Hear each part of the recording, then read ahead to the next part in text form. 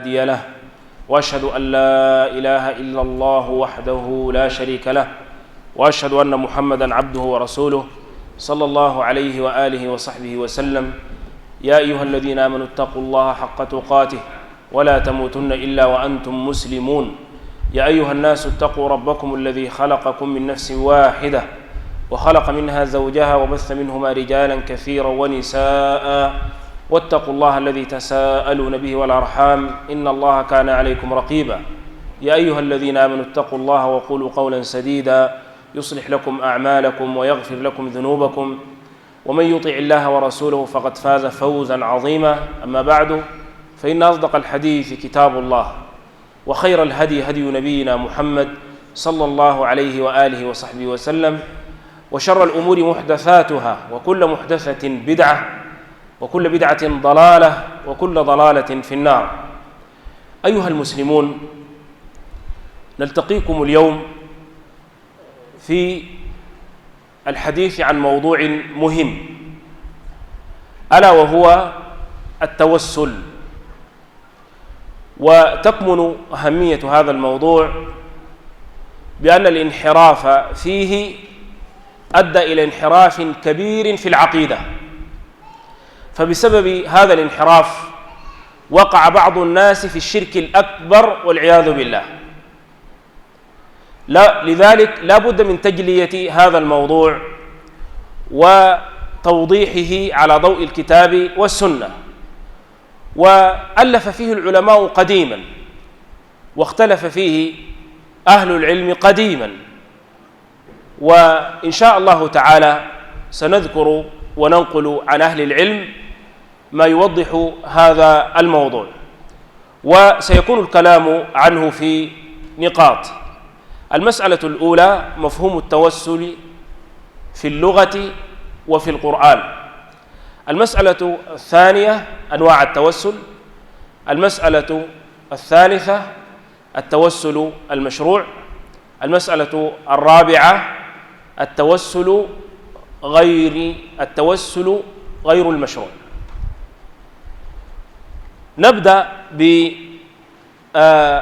ببيان مفهوم التوسل في اللغة وفي القرآن، وهذا أمر مهم جدا.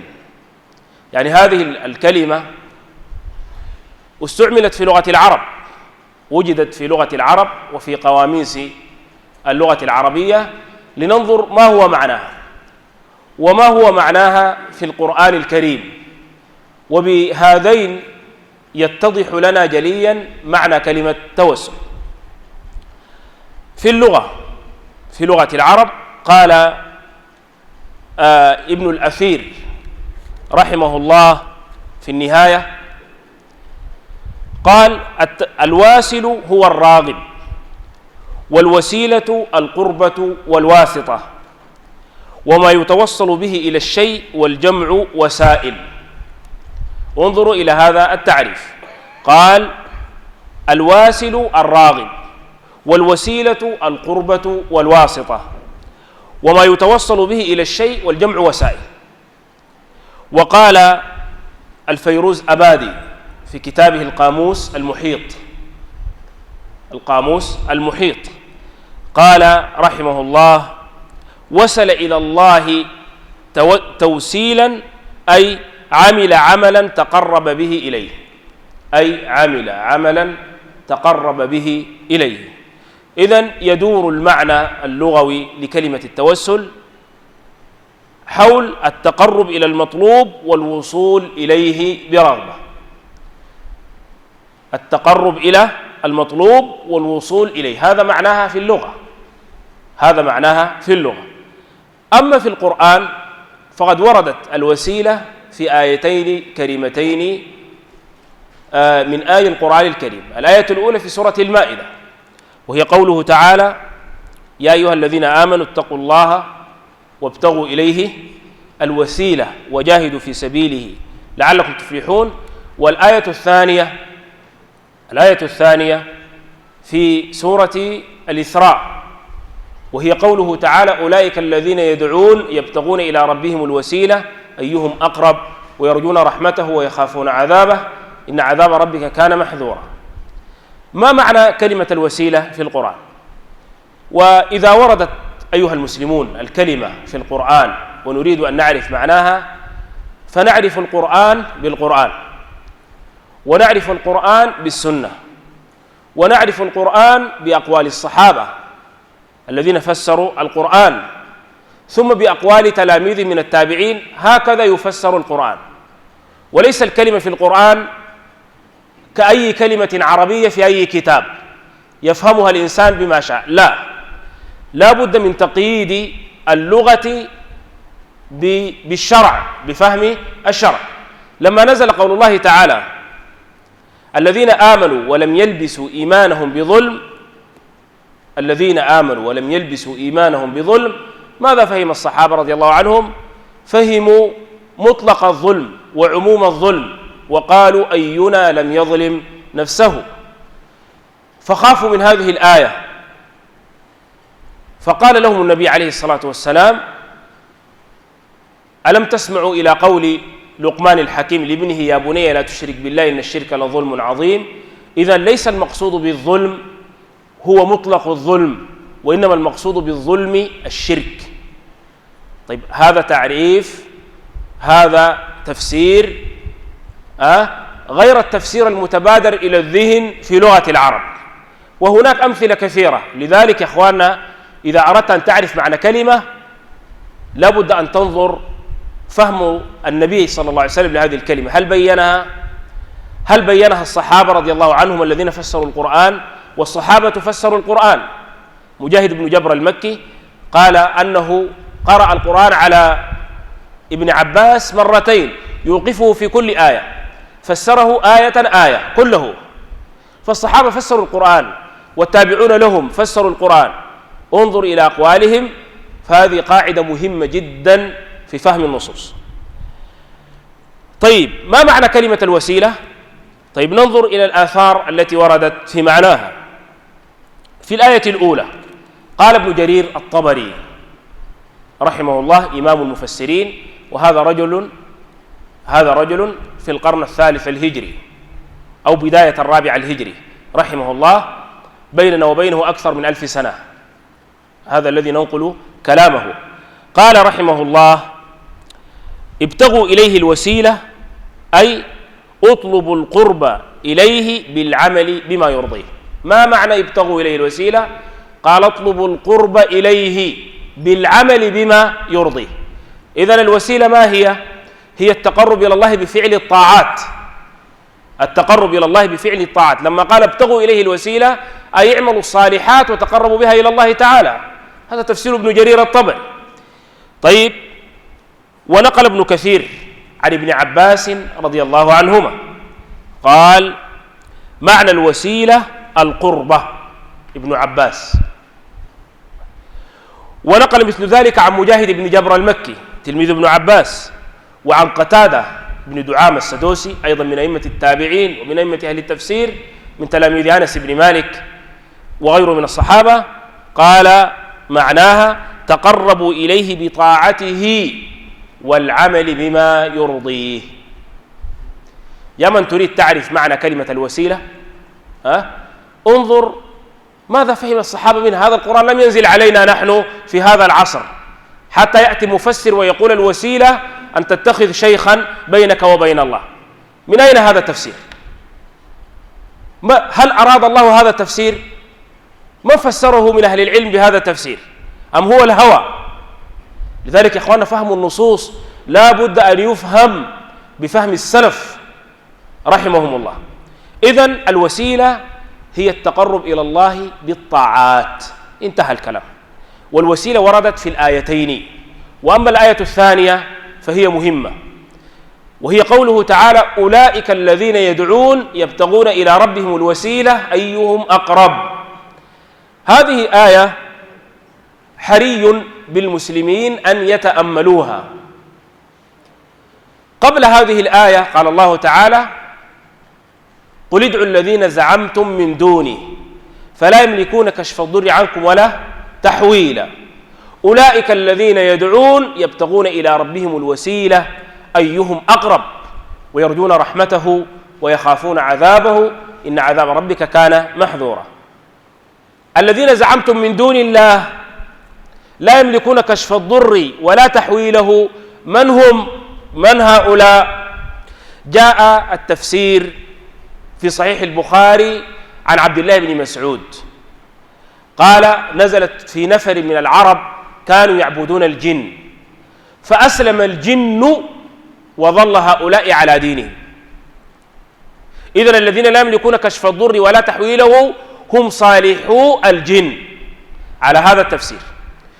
وذكر ابن كثير آثارا عن الصحابة والتابعين أن الذين لا يملكون كشف الضر ولا تحويله قال نزلت في من دعا عيسى بن مريم ومريم أمه ومن دعا عزير، هؤلاء لا يملكون كشف الضر ولا تحويله. فيهم عيسى من أولي العزم من الرسل، فيهم أمه صديقة، وفيهم عزير الذي ذكر الله سبحانه وتعالى خبره في القرآن، وهؤلاء من الصالحين بالاتفاق. لذلك بإجماع أهل التفسير هذه الآية بالتحديد تتكلم في من دعا الأولياء واستغاث بالأولياء، لأن الله سبحانه وتعالى قال: أولئك الذين يدعون، المدعوين من دون الله سبحانه وتعالى يبتغون إلى ربهم الوسيلة. هؤلاء يبتغون إلى ربهم الوسيلة أي يتقربون إليه بالطاعات، أيهم أقرب، ويرجون رحمته ويخافون عذابه، إن عذاب ربه كان محذورا. إذن هذا معنى الوسيلة في القرآن، وهذا المعنى متسق تماما مع المعنى اللغوي الذي نقلناه عن قواميس اللغة العربية. إذن الخلاصة ما هي؟ أن كلمة التوسل هي التقرب إلى المطلوب والتوصل إليه. فالوسيلة إلى الله والتوسل إلى الله هو التقرب إليه بطاعته سبحانه وتعالى وبما يحب سبحانه وتعالى. هذا معنى كلمة توسل، هذا معنى كلمة توسل. فليس من معناها أبدا التوسل بذوات الأشخاص، ولم يرد هذا التفسير عن أحد من السلف، لم يرد هذا التفسير عن أحد من السلف. هذه مسألة مهمة نخلص إليها الآن، أن من فهم من هذه الآية أن الوسيلة هي التقرب إلى الله سبحانه وتعالى بذوات الأشخاص أو بجاههم أو بحقهم، هذا ما ورد عن السلف. هذه خلاصة أولى. خلاصة ثانية مهمة جدا، وهي أن هناك فرق كبير بين التوسل وبين الدعاء، وحصل خلط عظيم في هذين المفهومين. كيف؟ الدعاء والنداء له معنى في اللغة وله معنى في الشرع. يعني دعوت أي ناديت وخاطبت فلان مباشرة: يا فلان، أمرته أو نهيته أو دعوته، يا فلان افعل لي كذا، افعل لي كذا، هذا دعاء. توسلت إلى هذا المدعو بوسيلة وبواسطة، أنت ما دعوته مباشرة ولكن كلمت شخصا ليكلمه: يا فلان كلم فلان، أو قلت له: يا فلان أنا توسطت لك بفلان. واضح؟ إذن أنت في التوسل في التوسل أنت لا تدعو المتوسل به، أنت تدعو الله وتتوسل إلى الله سبحانه وتعالى بما يحب ليجيب دعاءك. ده معنى التوسل. التوسل الذي نتكلم عنه نحن الآن هنا ليس داخل فيه يا فلان الحقني وافزعني، ده ما توسل أصلا، ده ما داخل في التوسل لا في اللغة ولا في الشرع. هذا دعاء غير الله سبحانه وتعالى، وهو من الشرك الأكبر البين، والأدلة عليه كثيرة. فالشخص الذي يدعو مثلا ولي من الأولياء ويناديه فيما لا يقدر عليه إلا الله، كان يقول: يا فلان اشف مريضي، أو يا فلان أغثني، أو كذا، وإذا سألته يقول: أنا أتوسل بفلان، هذا لم يفهم التوسل لا في اللغة ولا في الشرع، وفعله هذا لا علاقة له بالتوسل أصلا. فانتبهوا لهذه المسألة، لأنه تجد إنسان يدعو غير الله سبحانه وتعالى يقول لك يا أخي أنا بتوسل بالصالحين، لكن اللي بيسوي فيه ده توسل؟ ده ما توسل. كيف تتوسل بالصالحين؟ تنزلا، يعني تنزلا. وسيأتي إن شاء الله حكم المسألة. إذا تريد أن تتوسل إلى الله بحق الصالحين ممكن تقول يا ربي أتوسل إليك بالشيخ الفلاني، يا الله يا سميع أتوسل إليك بفلان، ده معنى توسل. فلان ده ما بتذكر إلا بلفظ أتوسل إليك بفلان أو استشفع إليك بفلان، فأنت في الحقيقة تدعو الله وتعبد الله ومتعلق قلبك بالله وتطلب الحوائج من الله وترجو جلب النفع ودفع الضر من الله، وتعتقد أن غيره لا يفعل ذلك، وقدمت بين يدي دعائك ما يكون سببا لإجابة الدعوة، ده التوسل. أما دعاء غير الله تفضل فهذا ليس داخلا في هذا الموضوع أصلا. ولو قال لك قائل هذا اسمه توسل، لو كان التوسل هو هكذا حكمه عندنا واضح ولا بنحتاج نقيم له محاضرة. حكمه في سورة الجن وأن المساجد لله فلا تدعوا مع الله أحد. انتهى الكلام، انتهى الكلام. وإلا ما الفرق بين الدعاء والتوسل؟ الدعاء الذي نهى الله عنه في القرآن، دعاء غير الله الذي سماه الله شركا في القرآن، ما هو؟ ما حقيقته؟ إذا كان ده اسمه توسل، دعاء غير الله يكون شنو؟ أنا مرة ناقشت واحد هذا النقاش فما استطاع جوابا. تجي تناقشه تقول لي تدعو غير الله، ليش؟ يجيب لك أدلة التوسل. كده نحن ما نتكلم عن التوسل الآن يا أخي، نحن لا نتكلم عن التوسل. أنت تدعو غير الله، قال لي لا هذا اسمه توسل. طيب سلمنا، ده اسمه توسل. وريني دعاء غير الله ده شنو؟ ما هي حقيقته؟ ما هو هذا الشيء الذي نهانا الله عنه في القرآن؟ ما هو هذا الشيء الذي سماه الله شركا؟ شنو ده؟ إذن يا إخواننا هذه مسألة مهمة جدا. خلصنا غرضنا من هذا من معرفة مفهوم التوسل أن التوسل شيء ودعاء غير الله سبحانه وتعالى شيء آخر. أيضا فائدة من معرفة مفهوم التوسل والوسيلة هي ما ذكر شيخ الإسلام ابن تيمية. شيخ الإسلام له قاعدة، له رسالة اسمها الواسطة بين الخلق بين الخلق والحق، أو بين الحق والخلق. تكلم فيه عن مفهوم الوسائط.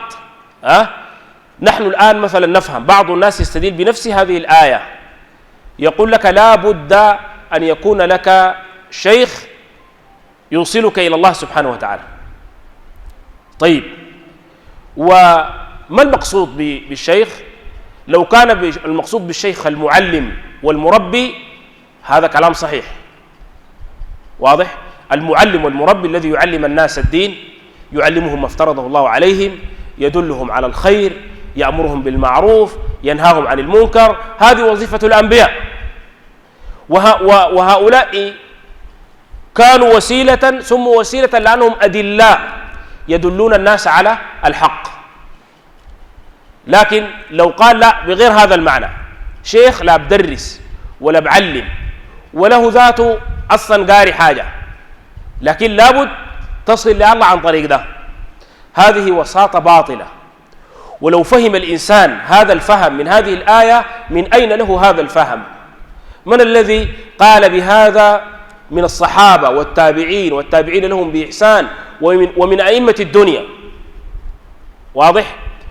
ذكر شيخ الإسلام ابن تيمية في إبطال هذا النوع من الواسطة، قال إذا كان الإنسان يعتقد أنه لا بد له من وسائط يوصلونه إلى الله تعالى، ووحده ما بيقدر يصلي الله إلا يوصلوهن، يدعوهن هم ويعبدون هم ويقول هم يوصلون لله، هذا شرك قريش الذي بعث الله فيه نبينا محمد صلى الله عليه وآله وصحبه وسلم، كانوا هكذا يعتقدون. والذين اتخذوا من دونه أولياء ما نعبدهم إلا ليقربون إلى الله زلفى. قال هذا الاعتقاد باطل من وجوه، هذه وجوه عقلية غير الوجوه النقلية الواضحة. الوجوه النقلية هي الأدلة الكثيرة في إبطال الشرك والتنديد في القرآن. من الأدلة العقلية التي ذكرها شيخ الإسلام قال الملك الذي يتخذ أعوان إما أن يكون هو قاصر المعرفة بأحوال الرعية فيحتاج إلى أعوان يبصرونه بأحوال الناس ويخبرونه بحالهم، وهذا منتف في حق الله سبحانه وتعالى الذي أحاط بكل شيء علما. فما هو دور الوسطاء ليخبرونه عن عباده؟ طيب، الدور الثاني لهم أن يكون الملك عاجز عن تدبير رعيته، فيستعين بهؤلاء المعاونين ليساعدوه، وتعالى الله عن ذلك علوا كبيرا. الله سبحانه وتعالى على كل شيء قدير، وإنما أمره إذا أراد شيئا يقول له كن فيكون.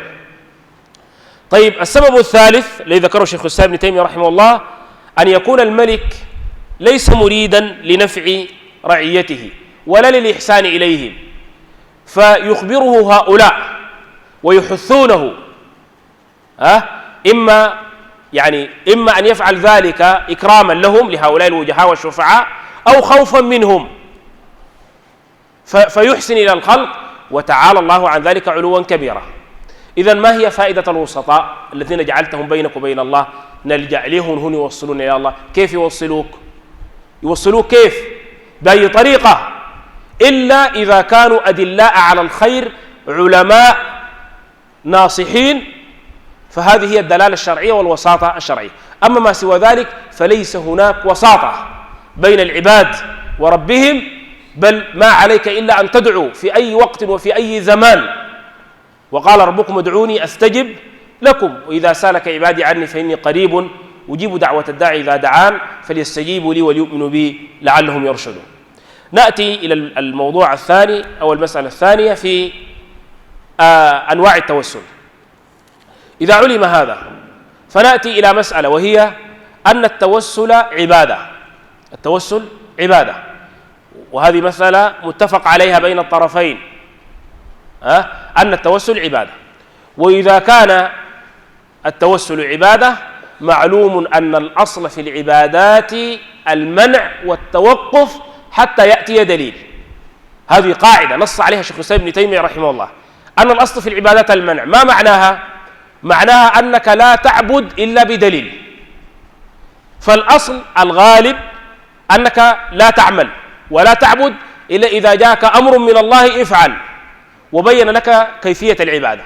فهذا معنى الأصل في العبادات المنع إلا بدليل، إلا بدليل. إذن إذا كان الأمر كذلك فننظر في الأدلة التي في التوسل، ننظر الأدلة التي في التوسل. فإذا نظرنا في الأدلة وجدنا أن التوسل المشروع 3 أنواع. التوسل المشروع الذي جاءت به النصوص 3 أنواع فقط، وأي نوع آخر سوى هذه 3 فلا دليل عليه. طيب، وهذا يقودنا إلى مسألة ما هو حكم التوسل؟ التوسل عبادة، نعم. طيب، العبادة هذه إما واجبة وإما مستحبة، فحكمه مستحب. لا أعلم أحد من أهل العلم قال التوسل واجب. طيب، مستحب أصلا إذا تركته من البداية، إذا تركته، إذا المسلم العاقل الذي يريد النجاة إذا وجد الاختلاف عمل بحديث النبي صلى الله عليه وسلم: دع ما يريبك إلى ما لا يريبك لسلم. دع ما يريبك إلى ما لا يريبك. في النهاية أمر مستحب، إن فعلته لك أجر وإن تركته لا شيء عليك. لماذا تدخل نفسك في مأزق؟ هذا تنزلا. هذا أقصد به التوسل الممنوع غير المشروع. طيب، ما هي هذه الأنواع 3 التي جاءت بها النصوص؟ النوع الأول التوسل إلى الله سبحانه وتعالى بأسمائه وصفاته. قال الله تعالى: ولله الأسماء الحسنى فادعوه بها. ولله الأسماء الحسنى فادعوه بها. والتوسل إلى الله بأسمائه كقول المسلم: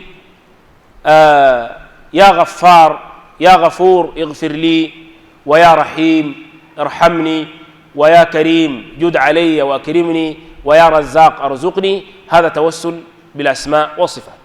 وثبت ذلك في السنة عن النبي صلى الله عليه وصحبه وسلم. كان رسول الله صلى الله عليه وسلم إذا حزبه أمر قال يا حي يا قيوم برحمتك أستغيث. حزبه أمر أي أهمه، كان يقول هذا الدعاء يا حي يا قيوم برحمتك أستغيث. النوع الثاني من أنواع التوسل المشروع هو التوسل إلى الله بالعمل الصالح الذي عمله العبد، وهذا توسل مشروع جاءت به نصوص القرآن والسنة. ومن نصوص القرآن قول الله تعالى الذين يقولون ربنا آمنا فاغفر لنا ذنوبنا وقنا عذاب النار. ربنا آمنا فاغفر لنا ذنوبنا، لأننا آمنا فاغفر لنا ذنوبنا، فتوسلوا إلى الله سبحانه وتعالى بالإيمان. ومنه أيضا ربنا آمنا بما أنزلت واتبعنا الرسول فاكتبنا مع الشاهدين. ومنه أيضا من هذا ما جاء في السنة عن الثلاثة الذين آواهم المبيت إلى الغار، والحديث مشهور. هؤلاء ماذا فعلوا؟ توسل كل واحد منهم بأرجأ عمل أخلص فيه لله تعالى، فتوسل أحدهم ببر والديه، وتوسل الآخر بعفته عن الزنا بعد تمكنه منه، وتوسل الثالث بحفظ الأمانة ورعاية الحقوق وأدائها إلى أهلها، ففرج الله عنهم فخرجوا يمشون. هذا أخبر به النبي صلى الله عليه وسلم. وهذا التوسل الإنسان لو توسل إلى الله سبحانه وتعالى قال اللهم أني توسل إلى الله بالتوحيد، مثلا اللهم إني لم أدعو غيرك، أو توسل الله بالصلاة، أو توسل الله بأي عمل، فهذا جائز لا حرج فيه. هذا النوع الثاني. النوع الثالث التوسل إلى الله تعالى بدعاء الرجل الصالح. التوسل إلى الله تعالى بدعاء الرجل الصالح، يعني يجوز للإنسان أنه إذا آنس من إنسان صلاحا وخيرا أن يقول له ادعو الله لي، لا سيما إذا كان في شدة وكربة، وهذا أمر جائز في الشرع، لكنه خلاف الأولى. خلاف الأولى يعني الأولى والأحسن أن يدعو الإنسان بنفسه ويستغيث بربه بنفسه، هذا الأولى والأحسن، لكن هذا يجوز، هذا يجوز ولا حرج في ذلك. طيب كيف يتوسل بدعاء الرجل الصالح؟ يمكن بعد أن يطلب منه أن يدعو له يدعو الله سبحانه وتعالى اللهم نتوسل إليك بدعاء فلان هذا الذي دعاه لي أن تقبله مني، هذا أمر جائز، هذا أمر جائز. طيب وانتبه لمسألة هنا، يعني هذه قضية وبعض الناس وسعها وادخلوا فيها أشياء أخرى. يعني مثلا يأتي واحد لعراف أو كاهن ويقول له يا أخي شوفني أنا علي شنو مثلا، أو الحاصل كده وكده، ويمر دي كلها يا أخي جايطة ومعكسة طيب تقول يا أخي هذا الكلام لا يجوز، يقول لك لا، دعاء المسلم لأخيه شنو مستجاب، وطلب الدعاء من الرجل الصالح شنو جائز. هل هذا هو؟ أوريك الفرق أنك في الدعاء تقول للشخص ادعو الله لي فقط بدون أي شكوى أخرى. الأمر الثاني ما بتدي قروش، في ذول بيدعو بمقابل، داير دعوة نعم تدفع كم؟ لاقاكم كلام زي ده في الدنيا في التاريخ في الإسلام أن إنسان يأخذ أجر على الدعاء؟ ما في. إذا الأجر ده ليس للدعاء، لأمر آخر، وهو شغل بيشتغل الزول ده ذاته، بيشتغل شغل، بيعمل عمل يأخذ مقابل له أجر، والعمل هذا هو كهانة وعراف. الكاهن في الشريعة، الكاهن هو الذي يخبر بالمغيبات، بما يحصل في المستقبل، أو يعرف ما يحصل في ما في الضمير الذي أضمرته في نفسك ولم تخبر به أحد، يمكن أن يخبرك به. وهل هذا ممكن؟ هذا ممكن، ممكن. وعندنا دليل في السنة في صحيح البخاري أن النبي صلى الله عليه وسلم ذكر أن مسترقي السمع بعضهم فوق بعض هكذا، وفرج سفيان بين أصابعه في السماء الدنيا إلى الأرض هكذا يجلس الشياطين بعضهم فوق بعض. إذا قضى الله الأمر في السماء ضربت الملائكة بأجنحتها خضعانا لقوله، فيسألون جبريل ماذا قال ربكم، فيقول الحق هو العلي الكبير، فيذكر لهم ما قال الله سبحانه وتعالى وما قضى الله، فيسمعون هذا الكلام فيخبر كل واحد الذي تحته.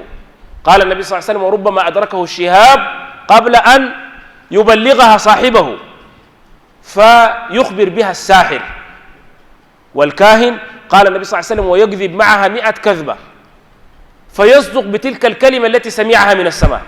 هذا الحديث بمعناه في صحيح البخاري. يعني الكاهن ده قد يصدق ويقول لك في شيء بيحصل في المستقبل صحيح، هذا ما معناه صالح. أصل ما جانا نص في الدنيا، جانا نص قال الذي يخبر بالمغيبات هو من أولياء الله الصالحين، لا، واضح؟ بل جاءتنا النصوص أن الذي يخبر بالمغيبات هو كاهن، ويعرف ذلك عن طريق الجن والشياطين، وانتهت القضية. واضح؟ العراف قيل هو مرادف للكاهن، يعني نفس المعنى، أو هو الذي يعرف الغيب أو المغيبات بمقدمات يعملها، مثل النظر في الفنجان والقراءة في الكف وغيرها من الأشياء والخط في الأرض. واضح؟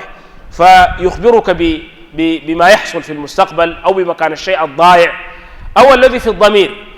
طيب لو قال قائل: كيف يعرف الذي في الضمير؟ يعرفه عن طريق القرين، عن طريق الشيطان. أنا ذكرت للشيخ حامد آدم، كان ساحرا وتاب، وعنده سلسلة طويلة اسمها كيف يسحرونك، لساحر التائب حامد آدم. الله أعلم بحاله الآن، أنا ما أدري عنه الآن شيء، لكن يعني منذ سنين عمل هذه السلسلة في مسجد المؤمنين، مسجد الشيخ محمد سيد حاج رحمه الله، وحضرنا هذه السلسلة. أنا سألته عن حالة معينة، قلت له: أنا أعرف شخصا يخبرك بما في ضميرك بشيء لم تخبر به أحد، تجي تسلم عليه ويقول لك: أنت قلت في نفسك كذا وكذا وكذا. قلت له: ليش رأيك في الكلام ده؟ الكلام ده ممكن تعرفوه بيحصل كيف؟ قال لي: أيوة، عادي جدا عادي جدا. كيف؟ قلت له: يحصل. قال لي: أصلا النوع ده من الناس ده بالذات بيكون يعني ساحر كبير، ده ما صغير، النوع ده بيكون ساحر كبير، له يعني شبكة من الجن تحته يعملون تحته.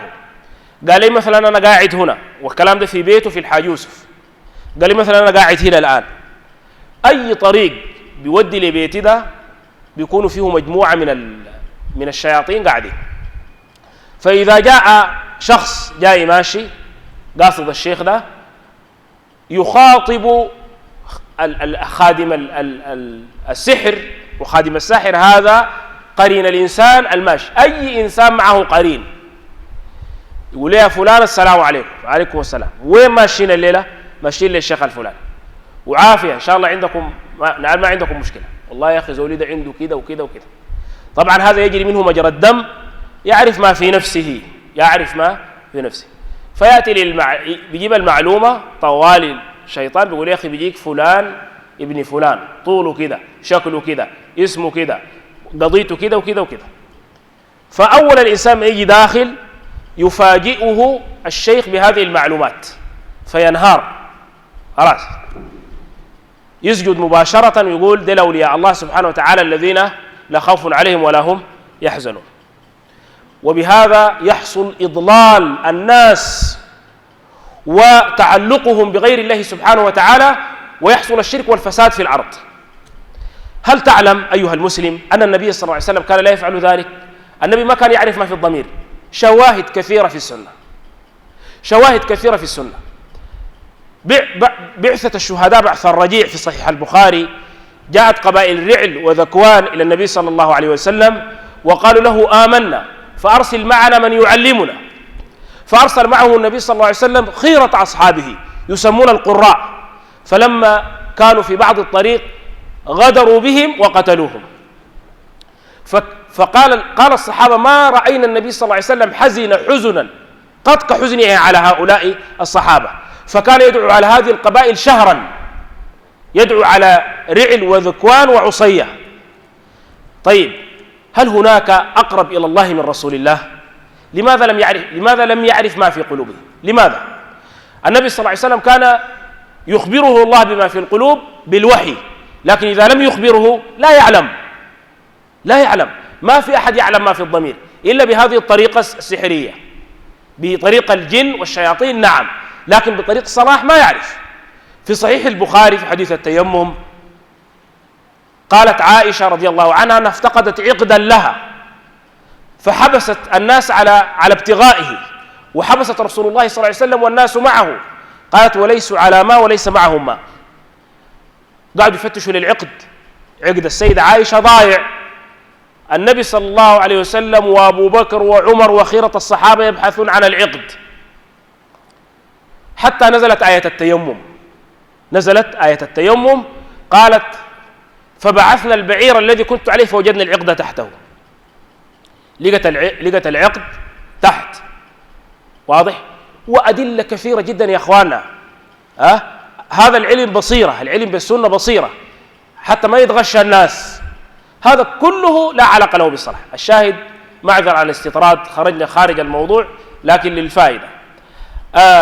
هذا اللي بيجي لي واحد يقول لي: يا أخي شوفني ده، هذا أتى كاهن وعراف، وقال رسول الله صلى الله عليه وسلم: من أتى كاهنا أو عرافا فصدقه بما يقول فقد كفر بما أنزل على محمد.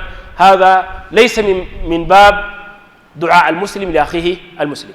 طيب، نرجع إلى النوع الثالث ودليله. ما هو دليل التوسل بدعاء الرجل الصالح؟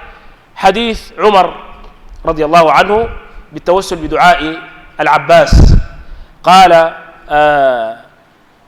روى الإمام مسلم في صحيحه رحمه الله عن أنس بن مالك رضي الله عنه أن عمر بن الخطاب رضي الله عنه كانوا إذا قحطوا استسقى بالعباس ابن عبد المطلب، فقال: اللهم إنا كنا نتوسل إليك بنبينا فتسقينا، وإنا نتوسل إليك بعم نبينا فأسقنا. قال: فيسقون. هذا الحديث فيه توسل بدعاء الرجل الصالح. توسل عمر رضي الله عنه بدعاء العباس. اللهم إنا قال: كنا نتوسل إليك بنبينا بدعاء نبينا، والآن نتوسل إليك بعم نبينا بدعاء عم نبينا. هذا دليل. وسيأتي إن شاء الله الكلام عن هذا الحديث بعد قليل بالتفصيل في الشبهات التي يريدها من يجيز التوسل بالذات والجاه. أيضا من الأدلة روى ابن عساكر بإسناد صحيح أن معاوية رضي الله عنه استسقى بيزيد بن الأسود الجرشي، قدمه ليصلي بالناس وقال: اللهم إنا نستشفع إليك اليوم بخيرنا وأفضلنا. اللهم إنا نستشفع إليك بيزيد بن الأسود الجرشي، يا يزيد ارفع يديك إلى الله، فدعا يزيد فنزل المطر. هذا توسل بدعاء الرجل الصالح، هذا لا حرج فيه أبدا. واضح؟ طيب، هذه الأنواع الثلاثة: التوسل بأسماء الله وصفاته، التوسل بالعمل الصالح، التوسل بدعاء الرجل الصالح، ثبتت بالأدلة.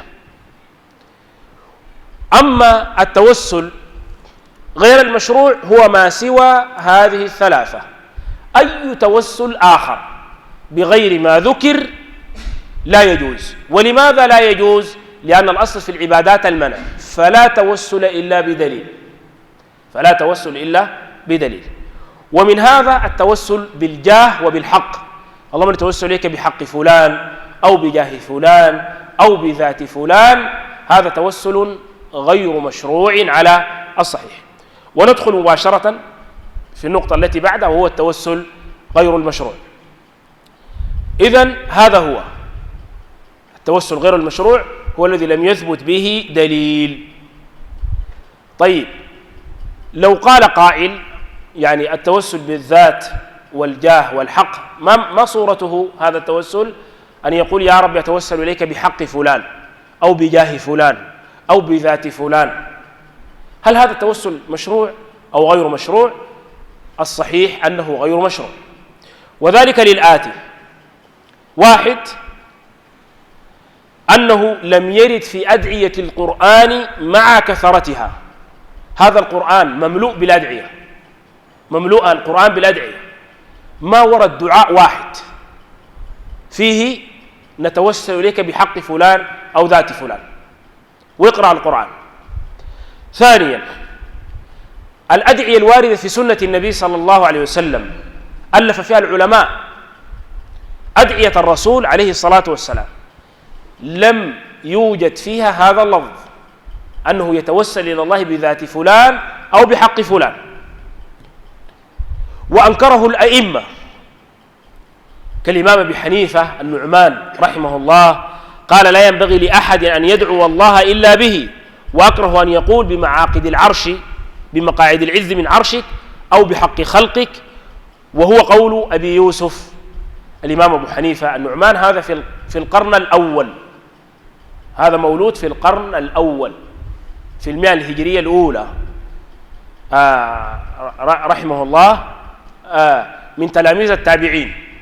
يقول: هذا أكرهه، والكراهة عند السابقين تعني التحريم.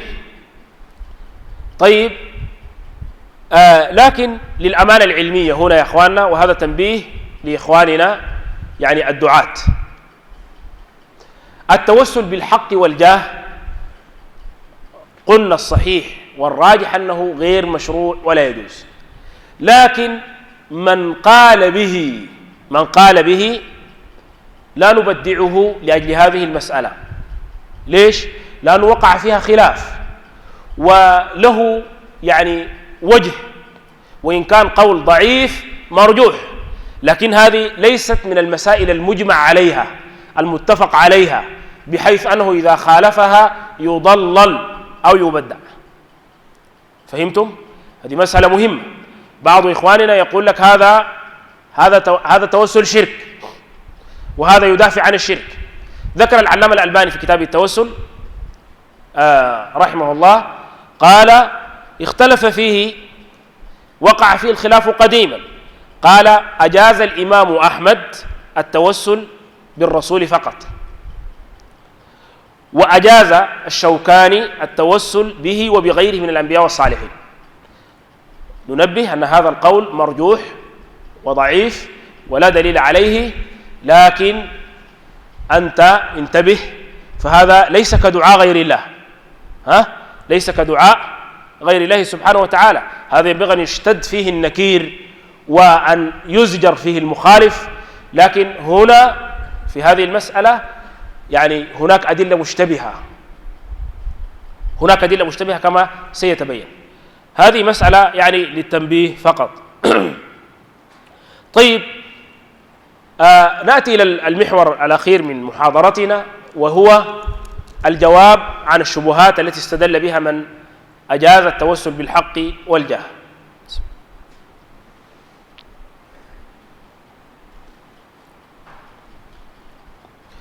طبعا يا أخواننا، خطورة هذا الموضوع يعني التوسل البدعي هذا الذي لم يثبت به دليل، خطورته أنه من وسائل الشرك. يعني بدأ يتوسل، يقول لك أنا أتوسل بالصالحين، بعد شوية يدعوهم من دون الله سبحانه وتعالى بالمرة. يعني الآن من أظهر وسائل الشرك هذا، بل الآن دعاء غير الله سمي توسلا، طيب، من الأدلة التي استدلوا بها على جواز التوسل بالجاه والحق هو ما سبق من رواية مسلم، حديث استسقاء عمر بالعباس، عن أنس بن مالك رضي الله عنه أن عمر بن الخطاب رضي الله عنه قال: كان إذا قحطوا استسقى بالعباس بن عبد المطلب، فقال: اللهم إنا كنا نتوسل إليك بنبينا فتسقينا، وإنا نتوسل إليك بعم نبينا فأسقنا، قال: فيسقون. هذا الدليل. ما هي حجة المخالف؟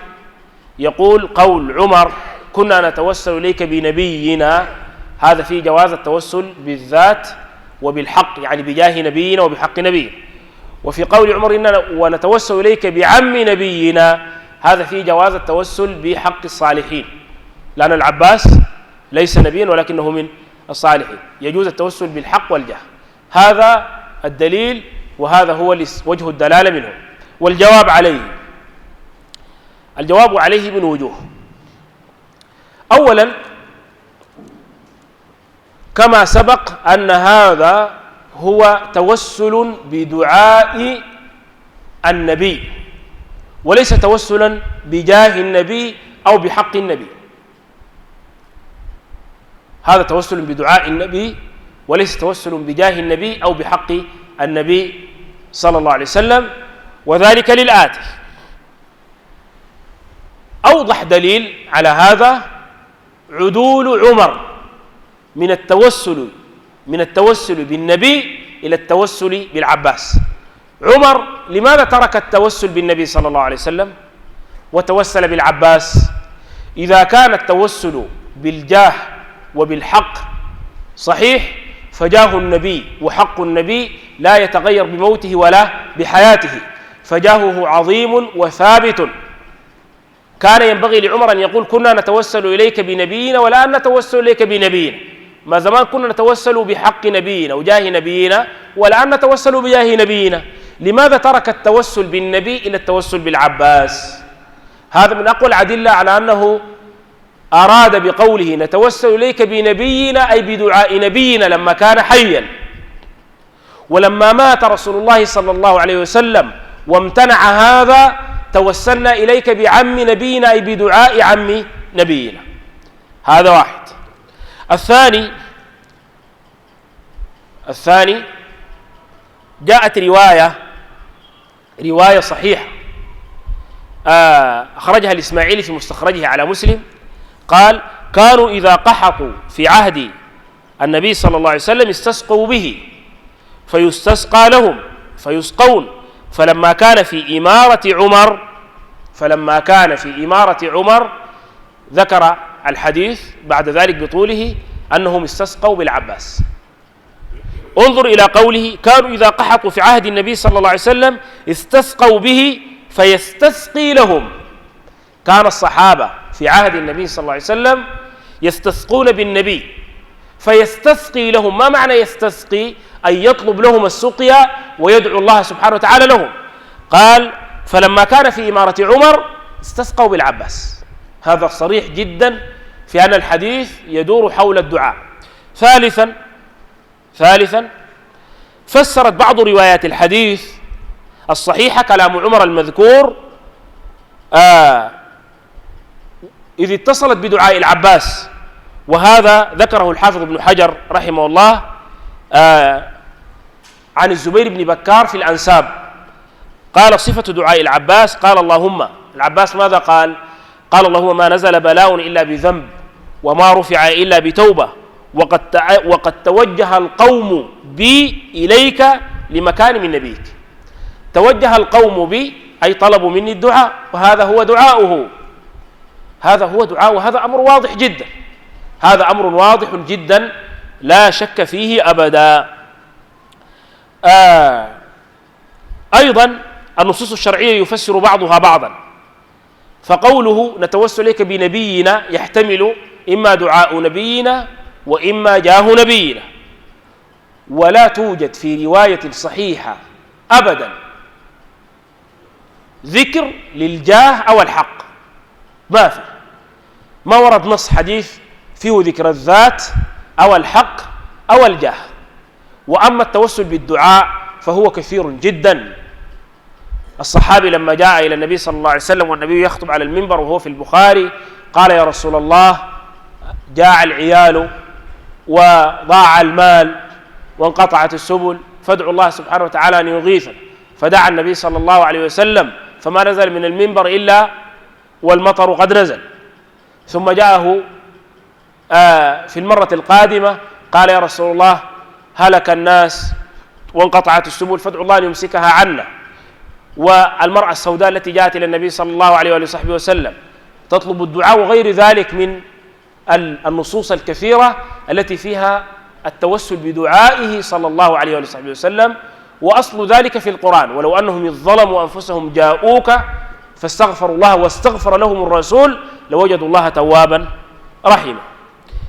طيب، إذن اتضح لنا جليا أن التوسل المذكور في حديث عمر هو التوسل بدعاء الرجل الصالح وليس التوسل بالحق والجاه. طيب، الدليل الثاني الذي يستدل به المخالف على جواز التوسل بالجاه والحق ما أخرجه الإمام أحمد بسند صحيح، وصحح إسناده العلامة الألباني رحمه الله، ولكن ضعفه أيضا جمع من أهل العلم، فنمضي على التصحيح، نمضي على التصحيح أنه صحيح. عن عثمان بن حنيف رضي الله عنه أن رجلا ضرير البصر أتى النبي صلى الله عليه وسلم فقال: ادعو الله أن يعافيني. قال: إن شئت دعوت لك وإن شئت أخرت ذاك فهو خير، وفي رواية: وإذا شئت صبرت فهو خير لك. فقال: ادعه. فأمره أن يتوضأ فيحسن وضوءه فيصلي ركعتين ويدعو بهذا الدعاء: اللهم إني أسألك وأتوجه إليك بنبيك محمد صلى الله عليه وسلم نبي الرحمة، يا محمد إني توجهت بك إلى ربي في حاجتي هذه فتقضى لي، اللهم شفعه في وشفعني فيه. قال: ففعل الرجل فبرئ. طيب، هذا الحديث وجه الدلالة منه قالوا أن النبي صلى الله عليه وسلم أرشده إلى التوسل بجاهه وبحقه، وذلك في قوله في الدعاء الذي علمه له: وأتوجه إليك بنبيك محمد نبي الرحمة. قالوا: أتوجه إليك بنبيك محمد صلى الله عليه وسلم نبي الرحمة. هذا في جواز التوسل بالحق والجاه. طيب، الجواب عن هذا الحديث وهذا الاستدلال: الجواب الأول أو ملخص الجواب أن هذا الحديث كله يدور حول التوسل بدعاء النبي صلى الله عليه وسلم وليس بحقه ولا بذاته، ويتبين ذلك من وجوه. الوجه الأول أن الأعمى جاء وطلب الدعاء. أصلا لو الكلام ده كله من البداية توسل بالحق والجاه، أكان في بيته هناك يتوسل بجاه النبي صلى الله عليه وسلم. جاي ليش؟ جاء قال للنبي صلى الله عليه وسلم: ادعو. في الرواية: أتى النبي صلى الله عليه وسلم أن رجلا ضرير البصر أتى النبي صلى الله عليه وسلم فقال: ادعو الله أن يعافيني. هذا الدليل الأول، هذا الوجه الأول من الدليل على أن هذا توسل بالدعاء وليس بالحق والجاه. الأمر الثاني أن النبي صلى الله عليه وسلم وعده بالدعاء مع نصحه له وبيان الأفضل له. قال له النبي صلى الله عليه وسلم: إن شئت دعوت لك وإن شئت أخرت ذاك فهو خير. قال له: إن شئت دعوت لك وإن شئت أخرت هذا الدعاء فيكون خيرا لك في الصبر على البلاء. إذن هذا يؤكد أن الأمر يدور حول الدعاء. الوجه الثالث إصرار الأعمى على الدعاء، وهو قوله: فادعوا. وقد وعده النبي صلى الله عليه وسلم والنبي لا يخلف وعده، قال: لا بل ادعوه. إذن هذا وجه ثالث في أن المراد هنا التوسل بدعاء النبي صلى الله عليه وسلم وليس بحقه وبجاهه. الوجه الرابع قوله: شفعه في. هذه اللفظة صحيحة في هذه الرواية، وهي تنسف استدلال من استدل بهذا الحديث على الحق والجاه. كيف؟ ما معنى شفعه في؟ أي يقبل دعاءه فيه. قال: اللهم شفعه في، أي يقبل دعاءه فيه الذي طلبته قبل قليل. أين التوسل بالحق والجاه هنا؟ شفعه، ما معنى شفعه؟ أقبل شفاعته فيه، أقبل دعاءه فيه. الوجه الخامس قوله: شفعني فيه. هو يقول: شفعني فيه، شفعني في النبي صلى الله عليه وسلم. ما معنى هذا الكلام؟ معناه أقبل دعائي لتقبل دعاءه فيه، يعني اقبل دعائي شفعني فيه، اقبل دعائي لتقبل دعاءه فيه. طيب قال وشفعني فيها، يقبل دعائي لتقبل دعاءه فيه. هذا واضح جدا من الحديث. ولو قال قائل لماذا قال له النبي صلى الله عليه وسلم ائتي موضع كذا وتوضأ وصلي، أراد النبي صلى الله عليه وسلم أن يجمع له أكثر من سبب لإجابة دعائه، أن يتوضأ ويصلي ركعتين فيتقرب إلى الله بالعمل الصالح وبالتوسل بدعاء الرجل الصالح، فجمع أكثر من سبب لإجابة الدعوة. فالحديث كله يدور حول الدعاء والتوسل بدعاء الرجل الصالح، وهذا جائز وليس فيه متمسك لمن يجيز التوسل بالحق والجاه. هنا مسألة مهمة جدا استدل به بعض الضالين على جواز دعاء النبي صلى الله عليه وسلم بعد مماته. يعني سبحان الله، القرآن كله يحذر الأمة من دعاء غير الله سبحانه وتعالى، وأن المساجد لله فلا تدعوا مع الله أحدا، ذلكم الله ربكم له الملك والذين تدعون من دونه ما يملكون من قطمير إن تدعوهم لا يسمعوا دعاءكم ولو سمعوا ما استجابوا لكم ويوم القيامة يكفرون بشرككم ولا ينبئك مثل خبير ومن أضل ممن يدعو من دون الله من لا يستجيب له إلى يوم القيامة وهم عن دعائهم غافلون وإذا حشر الناس كانوا لهم أعداء وكانوا بعبادتهم كافرين، وغير ذلك من الأدلة الكثيرة في أن دعاء غير الله والاستغاثة به شرك. ومع هذا قال هذا القائل يا محمد أتوجه بك إلى ربي، قال هذه استغاثة بالنبي صلى الله عليه وسلم. والجواب على ذلك قال الشيخ صالح على الشيخ في كتابه هذه مفاهيمنا. طبعا كتاب هذه مفاهيمنا رد على كتاب لواحد اسمه العلوي اسمه مفاهيم ينبغي أن تصحح، فألف عليه الشيخ صالح على الشيخ كتاب هذه مفاهيمنا في رد هذه الشبهات التي في التوسل والاستغاثة والدعاء وغير ذلك من الأباطيل. قال قوله يا محمد إني أتوجه بك إلى ربي، هذا مثل قول المسلمين في التشهد السلام عليك أيها النبي. هل فهم أحد أن قول الناس في التشهد السلام عليك أيها النبي، هل فهم أحد من ذلك أن هذه استغاثة بالنبي صلى الله عليه وسلم؟ أبدا. طيب ما هذا؟ هذا يسمى أسلوب التفات في اللغة العربية في البلاغة في علم المعاني، هذا الأسلوب يسمى التفات.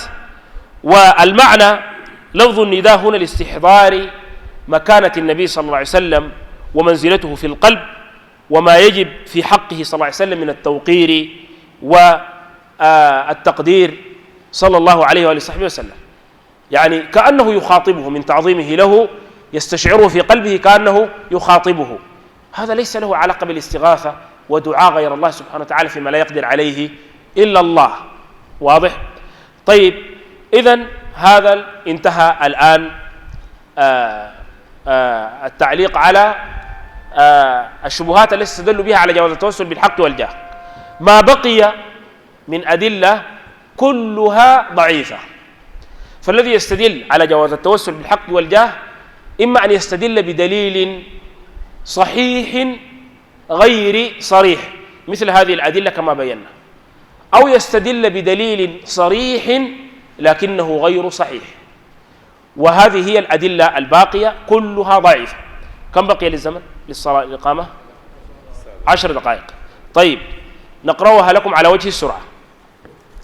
طيب من الأدلة التي استدلوا بها ما رواه الإمام أحمد وابن ماجه من رواية أبي سعيد الخدري رضي الله عنه أن من خرج من بيته إلى الصلاة فقال اللهم إني أسألك بحق السائلين إليك وأسألك بحق ممشاي هذا فإني لم أخرج أشرا ولا بطرا أقبل الله عليه بوجهه. موضع الشاهد من الحديث قوله أسألك بحق السائلين عليك وأسألك بحق ممشاي هذا. الجواب أن هذا الحديث حديث ضعيف، خرجه العلامة الألباني في السلسلة الضعيفة برقم 24، وسبب ضعفه الراوي عطية العوفي صدوق يخطئ كثيرا كان شيعيا مدلسا، هكذا قال عنه الحافظ ابن حجر. طيب، انتهى التعليق عليه. حديث ضعيف لا يؤخذ منه حكم شرعي ولا مسألة علمية. وأيضا حتى قال بعضهم لو صح أسألك بحق السائلين إليك، ما هو حق السائلين؟ حق السائلين إجابة دعوتهم، فكأنه توسل إلى الله بصفة من صفاته. حق السائلين هو إجابة الدعوة وليس فيه التوسل بالجاه والحق. طيب، والحديث السابق عن الذكر ذكره النووي وضعفه، وكذلك شيخ الإسلام في القاعدة الجليلة، وكذلك البوصيري في مصباح الزجاجة. هؤلاء كلهم ضعفوا، بل قال البوصيري في مصباح الزجاجة قال هذا إسناد مسلسل بالضعفاء، عطية وفضيل بن مرزوق والفضل بن الموفق كلهم ضعفاء. انتهى الكلام. الحديث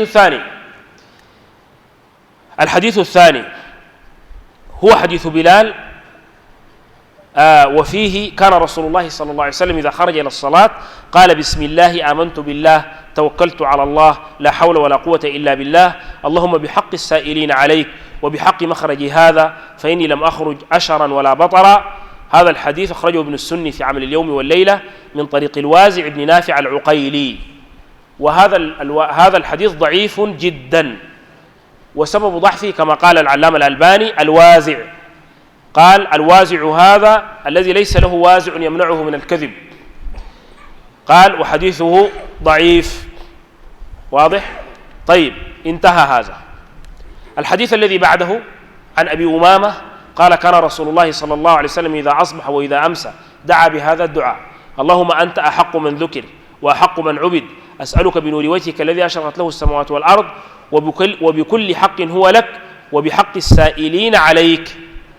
هذا الحديث رواه الطبراني، قال الهيثمي في مجمع الزوائد رواه الطبراني وفيه فضال بن جبير وهو ضعيف مجمع على ضعفه.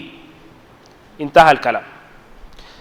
طيب، الحديث الخامس عن أمية بن عبد الله بن خالد بن أسيد قال كان رسول الله صلى الله عليه وسلم يستفتح بصعاليك المهاجرين.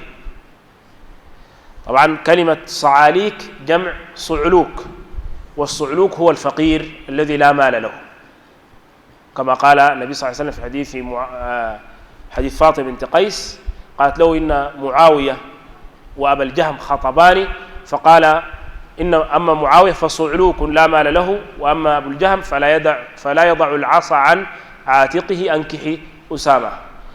فقوله كان يستفتح بصعاليك المهاجرين أن يدعو الله بصعاليك المهاجرين بفقرائه. طيب، والجواب عن هذا الحديث ضعيف. قال مداره على أمية ولم تثبت له صحبة فحديثه مرسل. وقال الحافظ وقال العلامة الألباني فيه علة أخرى وهي اختلاط أبي إسحاق وعنعنته. إذن فيه علتان: أنه مرسل، والثاني اختلاط أبي إسحاق وعنعنته. واضح؟ وأيضا حتى لو صح هذا الحديث يستفتح بصعاليك المهاجرين، يمكن أن يقال أنه يتوسل بدعائهم كما مر معنا، يستفتح به يعني يتوسل بدعائه، فهذا جائز ولكنه ضعيف ولم يصح. الحديث السادس عن عمر بن الخطاب مرفوعا قال لما اقترف آدم الخطيئة قال يا ربي أسألك بحق محمد لما غفرت لي، فقال يا آدم وكيف عرفت محمدا ولم أخلقه؟ قال يا ربي لما خلقتني بيدك ونفخت في من روحك رفعت رأسي فرأيت على قوائم العرش مكتوبا لا إله إلا الله محمد رسول الله، فعلمت أنك لم تضف إلى اسمك إلا أحب الخلق إليك، فقال غفرت لك ولولا محمد ما خلقتك. هذا الحديث خرجه الحاكم في المستدرك من طريق أبي الحارث عبد الله بن مسلم الفهري، وقال عنه الذهبي قال هذا الحديث موضوع فيه عبد الرحمن وهو واهن، وعبد الله بن أسلم الفهري لا أدري من ذا، فالحديث ضعيف جدا. عبد الرحمن بن زيد بن أسلم ضعفه الحاكم نفسه في كتابه الضعفاء والمجروحين، فهذا الحديث لا يصح. وهذا الحديث مشتهر جدا عند الناس اليوم، ولولاه ما خلقتك. هذا مخالف للنصوص الشرعية. أولا مخالف إلى أن سبب مغفرة الله لآدم هي الكلمات التي قالها آدم، فتلقى آدم من ربه كلمات فتاب عليه. وهذه الكلمات جاءت في التفسير عن ابن عباس رضي الله عنه بالأسانيد الصحيحة، بين هذه الكلمات: يا رب ألم تخلقني، ألم كذا. فهذا السبب بنص القرآن الذي غفر الله به لآدم، ولم يغفر له لأنه توسل بالنبي صلى الله عليه وسلم. الأمر الثاني المخالفة الشرعية الأخرى في قوله: ولولا محمد ما خلقته. هذا مخالف لقول الله تعالى: وما خلقت الجن والإنس إلا ليعبدون. وللأسف هذه الكلمة تجدها كثيرا عند الناس، يقول لك: يا أخي لولا النبي صلى الله عليه وسلم ما خلقت الدنيا. هذه الكلمة فيها غلو، والنبي صلى الله عليه وسلم حذرنا من الغلو، قال: إياكم والغلو، وهو مجاوزة الحد في المدح، وقال: لا تطروني، مجاوزة الحد في كل شيء. والإطراء مجاوزة الحد في المدح، قال: لا تطروني كما أطرت النصارى ابن مريم، إنما أنا عبد فقولوا عبد الله ورسوله. فهذا الكلام لا داعي له، والنبي صلى الله عليه وسلم منزلته لا تحتاج منا إلى هذا الغلو وهذا الانحراف. عليه حال حديث ضعيف جدا، بل قال عنه الذهبي حديث موضوع، فلا يعتمد عليه في شيء. طيب،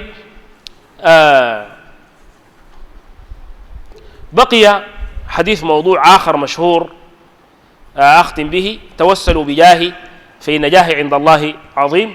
ويرويه بعضهم بلفظ: إذا سألتم الله فاسألوه بجاهي فإن جاهي عند الله عظيم. قال: هذا حديث يرويه الجهال، هذا حديث يرويه الجهال وليس له أصل، هذا ما عنده إسناد أصلا. قال شيخ الإسلام ابن تيمية في القاعدة الجليلة في التوسل والوسيلة، وهذا مرجع مهم جدا للتوسل، هذا قاعدة جليلة في التوسل والوسيلة للشيخ الإسلام ابن تيمية. وكذلك كتاب هذا عنوان المحاضرة هو كتاب لمحمد نسيب الرفاعي اسمه التوسل إلى حقيقة التوسل، وكتاب التوسل للعلامة الألباني، وهذا هو. وكذلك من تكلم عن التوسل في الرد على أهل البدع مثل محمد بن عبد الهادي في كتابه الصارم المنكي، وكذلك السهسواني الهندي في كتابه صيانة الإنسان، وصالح على الشيخ حفظه الله في كتاب هذه مفاهيمنا. هؤلاء كلهم ردوا شبهات التوسل، من أراد أن يتوسع فليرجع إلى هذه الكتب. قال: مع أن جاهه عند الله أعظم من جاه جميع الأنبياء والمرسلين، ولكن جاه المخلوق عند الخالق ليس كجاه المخلوق عند المخلوق، فإنه لا يشفع عنده أحد إلا بإذنه سبحانه وتعالى. طيب، بقيت بعض الآثار الضعيفة، الزمن لا يسعفنا لقراءتها، فاخرج بهذه النتيجة أيها المسلم: أن التوسل بالحق والجاه والذات لم يثبت به دليل شرعي صحيح عن النبي صلى الله عليه وسلم البتة، وهو لا يجوز، بل هو وسيلة من وسائل الشرك. وقلنا نذكر بحديث النبي صلى الله عليه وسلم: دع ما يريبك إلى ما لا يريبك. إذا مسألة فيها هذا النزاع والخلاف، وهي مسألة أصلا مستحبة، ما في أحد قال واجب، إذا تركت التوسل أنت مقصر أو عليك ذنب أو إثم. توسل إلى الله بالتوسل المشروع وانتهى الأمر. هناك 3 أنواع من التوسلات لا يتوسل بها الناس، ونبه بعض أهل العلم على هذا. قال: ما ابتدع الناس بدعة إلا وتركوا سنة. لما تمسكوا بهذا التوسل البدعي تركوا التوسل السني الشرعي، فقل أن تجد من يتوسل بالعمل الصالح، أو يتوسل بأسماء الله الحسنى وصفاته العليا، أو يتوسل بدعاء الرجل الصالح. أسأل الله سبحانه وتعالى السميع القريب أن يجعلنا الذين يستمعون القول فيتبعون أحسنه. اللهم أرنا الحق حقا وارزقنا اتباعه، وأرنا الباطل باطلا وارزقنا اجتنابه. يا مقلب القلوب ثبت قلوبنا على دينك، ويا مصرف القلوب صرف قلوبنا لطاعتك. اللهم اجعل عملنا كله صالحا واجعله لوجهك خالصا، ولا تجعل فيه لأحد غيرك شيئا. سبحانك اللهم وبحمدك، أشهد أن لا إله إلا أنت، أستغفرك وأتوب إليك.